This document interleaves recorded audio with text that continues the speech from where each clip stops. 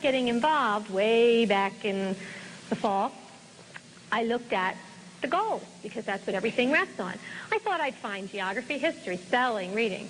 I found adaptability to change, ethical judgment, self-esteem, family living, proper environmental attitudes, understanding and appreciating others. And I went and met with Mr. Fear, who's the executive director of the State Board of Education in Pennsylvania, and I said, where did you get these? And with every goal, there was a list of exit outcomes. That's the specific behaviors that the child has to demonstrate in order to prove that they met the goal. The child just can't say, I met the goal, I understand others, isn't that great? The child has a list of behaviors that they have to demonstrate in order to prove that they met the goal. So I said to Mr. Fear, well, where'd you get the goals? And where did you get these exit outcomes? Where did they come from? And he said, oh, we had committees meet all over the state.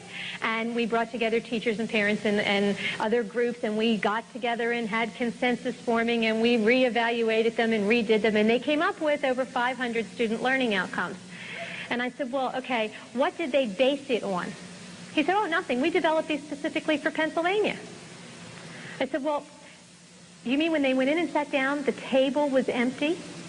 Oh, no, no. I said, well, what was on the table? Connecticut's goals. Oh, okay. So I wrote to Connecticut and said to Connecticut, would you please send me your goals? And Connecticut did send me their goals. And I sat down, and Connecticut's goals and Pennsylvania's goals were the same goals. Word for word, the same goals. Since then, we've gotten the goals from 26 different states. And this just gives you a little overview of what some of those exit outcomes are and how close they were. All students understand and appreciate their worth as unique and capable individuals and exhibit self-esteem. That's Pennsylvania's. Connecticut. Each student should be able to appreciate his or her worth as a unique and capable individual and exhibit self-esteem. Does that sound familiar? You can take all the student learning outcomes and match them up. It doesn't matter what state you're in. It doesn't matter whose outcomes you're looking at. If you strip the names of the states, you can't tell whose are whose. Now, the other states, they passed their goals and their exit outcomes on the first go-around. Pennsylvania, because of the involvement of parents like you and me and other ones across the state, have been forced to rewrite their student learning outcomes 7 times now. Some of these are from the first set that was first published in September. They published another set on March the 11th. That set included student learning outcomes that said that our children would exhibit the proper attitudes to live in the American constitutional democracy. We don't have a constitutional democracy. We have a democratic republic. The State Board of Education got the form of government wrong. So I went on the radio in Harrisburg and said the State Board of Education doesn't know what their government is, much less what attitudes you need to live in it. So they rewrote those learning outcomes on March the 12th. That set lasted 24 hours. They're in their 7th rewrite now of student learning outcomes, and really, they haven't changed a bit. They've combined some, they've rearranged some, they've reorganized some, but the exit outcomes are still the same. Now, when you move to outcome-based education, there's a couple questions that you always have to ask. Because every child must demonstrate the goal, that means that, first of all, someone has to set a standard for what is mastery of this goal. How good is good enough? How much self-esteem is enough self-esteem? How much adaptability to change is too much adaptability to change? So first we have to set a standard. Second, I have to test you in some way. I have to do an assessment to find out if you met my standard. Third, I have to remediate you. If you don't meet the standard, I have to bring in a curriculum or an activity or a program that will in some way change your behavior to make you meet my standard. Now, when you look at Pennsylvania's goals, we asked, what standards do you set? How do you test? How do you remediate? The state's response was, well, we're not real sure about that. So we went looking to see, well, what are you doing right now? Well, right now, Pennsylvania gives a test, and has since the 1960s. It was called the Educational Quality Assessment, or the EQA. It was given all the way up until 1989 when it was finally pulled. Each district took the EQA. It was given in grades 5, 8, and 11. Districts were required to write their long-range plan from the results of the EQA test, the Educational Quality Assessment test. In that plan, each district had to say how they were going to change their curriculum in order to make the children do better on that assessment the next time. Now, if you think about it, that makes sense. You know, if you give the same test in every district, and I give it in your district and your district and your district, and you were first and you were second, but I'm sorry, you were last, what are you going to do? You're going to change your curriculum so you're not last anymore, because that's embarrassing. So the EQA was the basis for curriculum planning for all the districts in the state. And it was a mandatory test. The districts had to take it because they had to base their long-range plan on it in order to get their state money. What did the EQA test? The EQA tested first the 10, then the 12 quality goals of education. When we looked at the EQA, parents thought it was testing reading, writing, self-esteem, citizenship.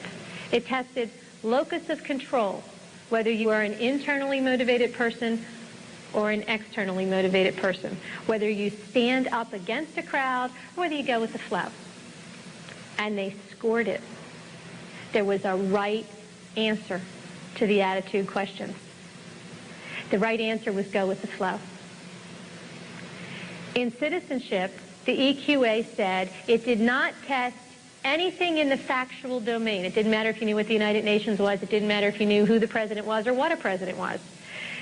Citizenship tested thresholds of behavior. How do I vary reward and punishment to make you do what I want you to do? Sample question. There was an organization called the Midnight Marauders. They went out at midnight and spray painted all over everybody's walls. I would join the group if, A, my best friend were a member of the group. Child could say yes, no, or maybe. The correct answer was yes.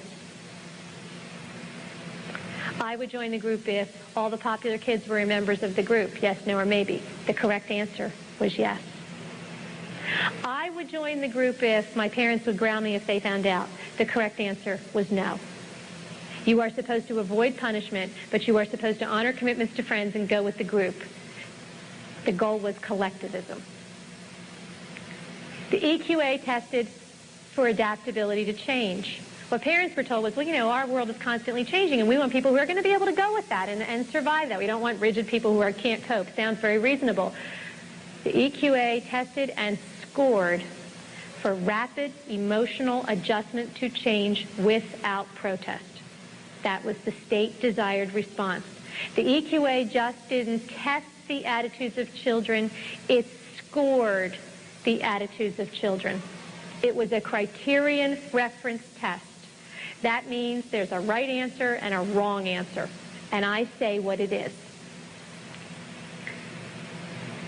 The bottom criteria for the EQA was that students would exhibit what the state called a minimum positive attitude. The 11th grade EQA was written on a reading level between 5th and 8th grade.